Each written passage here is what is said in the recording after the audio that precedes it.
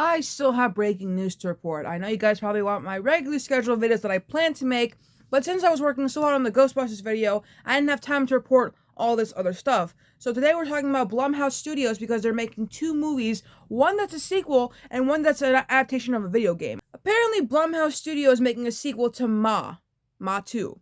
They announced at their Business Affairs synopsism yesterday at the Oscars, what am I saying?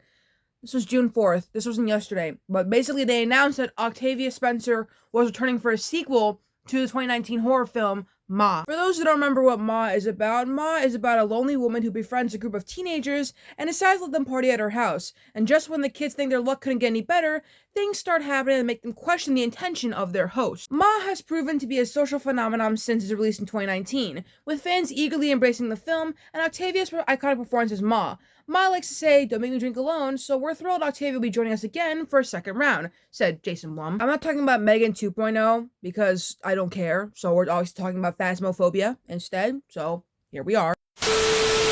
Following the success of FNAF the movie, Blumhouse announced a new film adaptation of a horror game on its way. The news was announced at the Business of Fear event in Hollywood on June 3rd, so last Tuesday.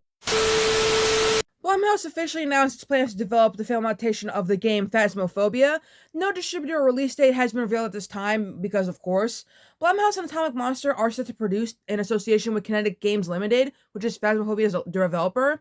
And based on the concept of ghost hunting, the game sees players working together to complete a contract to identify what type of ghost is haunting the designated site. Similar to FNAF, the game skyrocketed in popularity in 2020 after many online streamers played it. I think Markiplier played the game.